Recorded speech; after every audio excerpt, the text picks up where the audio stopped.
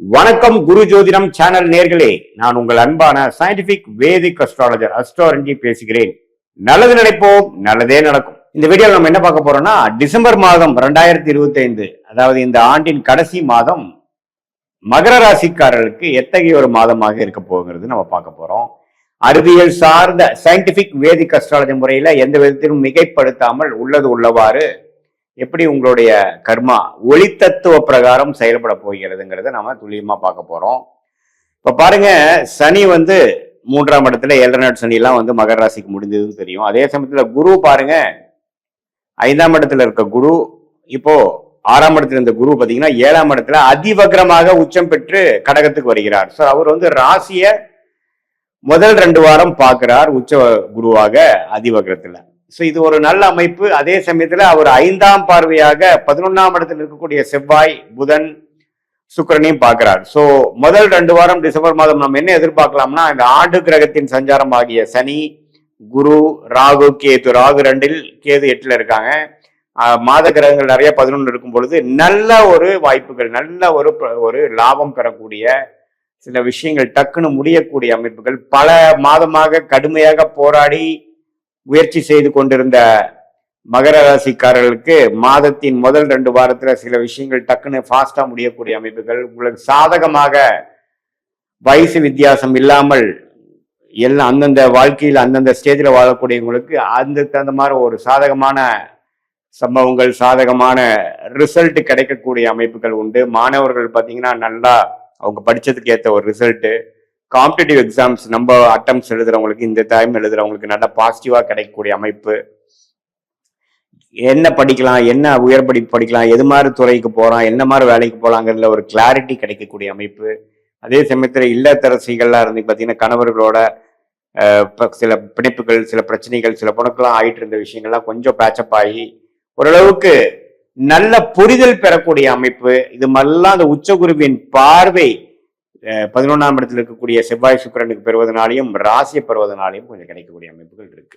So பல மாதமாக சில இக்கட்டான சூழ்நிலையில போயிட்டு இருக்கவங்களுக்கு ஒரு மனசை சாந்தப்படுத்தக்கூடிய, ஒரு மனசை அமைதிப்படுத்தக்கூடிய ஒரு அமைப்புகள் கொடுக்குது. இதை வந்து கண்டிப்பாக மகர ராசிக்காரர்கள் ஓரளவுக்கு நல்லா யூஸ் பண்ணிக்கணும். ஏன்னா இது வரைக்கும் பார்த்தீங்கன்னா சில கடன், குடுக்கல் வாங்கல், போக்குவரத்து இதுல எல்லாம் கொஞ்சம் சங்கடங்களை எதிர்கொண்டு இருந்த மகர ராசிக்காரர்கள் இந்த 2 வாரம் டிசம்பர் மாதம் ஒரு சில அற்புதமான சில விஷயங்கள் உங்களுக்கு பாசிட்டிவா உங்களுக்கு ஒர்க் அவுட் ஆகக்கூடிய அமைப்புகள் உண்டு.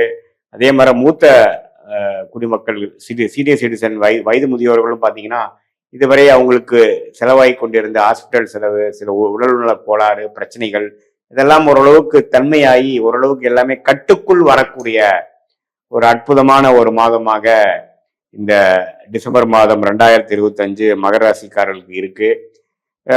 எல்லா வயதினருக்கும் ஓரளவுக்கு சாதகமான அமைப்பு. பார்ட்னர்ஷிப் இஷ்யூஸ்ல இருக்கிறவங்க, சில பிரச்சனைகள் பிசினஸ்ல போயிட்டு இருக்கிறது, லாபங்கள் பெற முடியாமல் இருக்கக்கூடிய அமைப்புகள், இதுவரை நம்ம செய்த முதலீடுக்கு வந்து லாபம் பெறக்கூடிய ஒரு அமைப்பாகவும் இந்த மாதம் வந்து இருக்க போகிறது. மாதத்தின் இறுதி பகுதியும் பார்த்தீங்கன்னா அப்படி ஒன்றும் தவறு இல்லை. அவரும் பாருங்க, உச்சகுருவே பார்த்தீங்கன்னா இன்னும் 6ஆம் இடத்துக்கு போய் சில வெளிநாடு, வெளி மாநிலம், இடம் விட்டு இடம் போறது, சில டிராவலிங் கொடுக்கக்கூடிய அமைப்பு, வரவேண்டிய பணம் வருவது, ஸ்டாக் மார்க்கெட் பங்கு சந்தையில் நிறைய லாபம் பெறுவது, அது மாதிரி சில விஷயங்கள்லாம் வரக்கூடிய அமைப்புகள் உண்டு.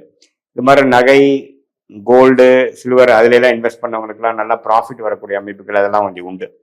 ஸோ பொதுவாக பார்க்கும் பொழுது மகர ராசிக்காரர்களுக்கு இந்த டிசம்பர் மாதம் வந்து 11ஆம் இடத்துல நல்ல கிரகங்கள் சேருவதனாலையும், ராசியை குரு பார்ப்பதனாலையும், அதுக்கப்புறம் வந்து ராகு 2ஆம் இடத்துல இருக்க ராகுவையும் குரு வந்து கடைசி மாதத்தின் இறுதியில பார்க்கறதுனாலையும் பெரிய ஒரு பிரச்சனைகளோ ஒரு தர்ம சங்கடமான ஒரு சூழ்நிலையே இல்லாமல் இதுவரை இருந்ததோட கொஞ்சம் பெட்டரான சில ரிசல்ட்ஸ் எல்லா வயதினர்களுக்கும் கொடுக்கக்கூடிய ஒரு மாதமாக இந்த டிசம்பர் 2025 மகர ராசிக்காரர்களுக்கு இருக்கு.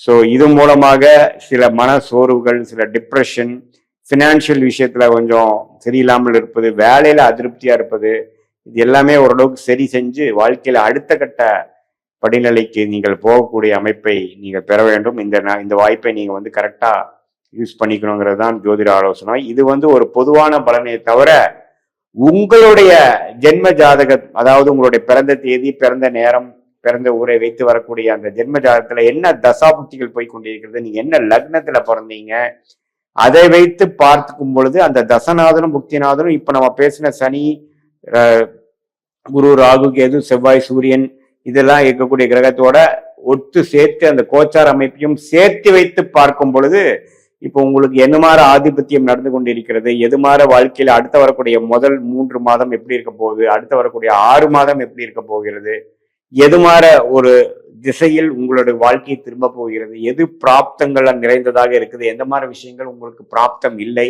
எந்த மாதிரி துறைகள் உங்களுக்கு நம்ம பிராப்தமா இருக்கு, எந்த மாதிரி துறைகள் அவ்வளவு சரியா வரல, எந்த மாதிரி டைம்ல நமக்கு நல்ல விஷயங்கள் நடக்க போகிறது, இடம் மாறுவது, வேலை மாறுவது, பிசினஸ் எக்ஸ்பேண்ட் பண்றது, கடன் அடைப்பது,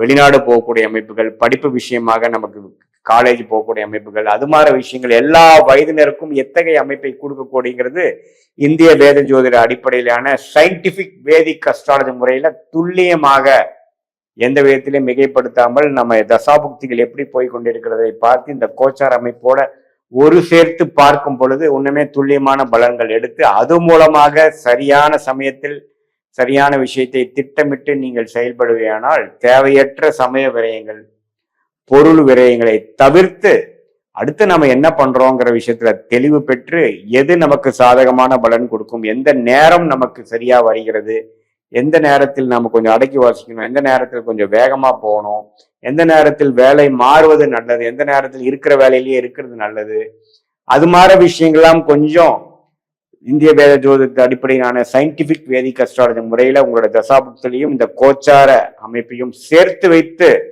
நாம பார்க்கும் பொழுது உங்களுடைய எதிர்காலம் எது மாதிரி விஷயங்களாக இருக்கிறதுங்கிறது அந்த லாங் டேர்மையும் அடுத்த வரக்கூடிய 3 மாதம் 6 மாதம் என்று சொல்லப்படுகிற அந்த ஷார்ட் டேர்மையும் ரெண்டையும் தெரிந்து கொண்டு அதே சமயத்துல எந்த கிரகம் நமக்கு வலுவாக இருக்கிறது, எந்த கிரகம் நம்மளோட ஜாதகத்துல வீக்கா இருக்கு, எந்த நேரத்தில் எப்படி செயல்படும், நம்ம கோச்சார அமைப்புகள் எப்படி போய் கொண்டிருக்கிறது.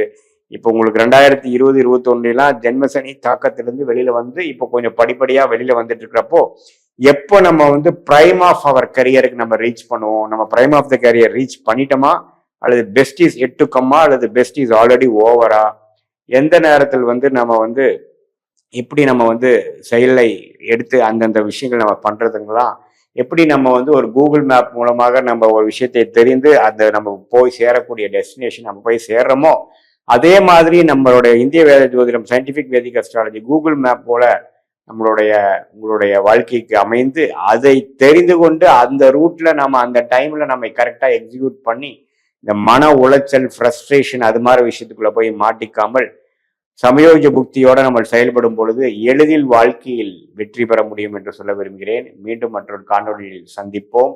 நன்றி, வணக்கம்.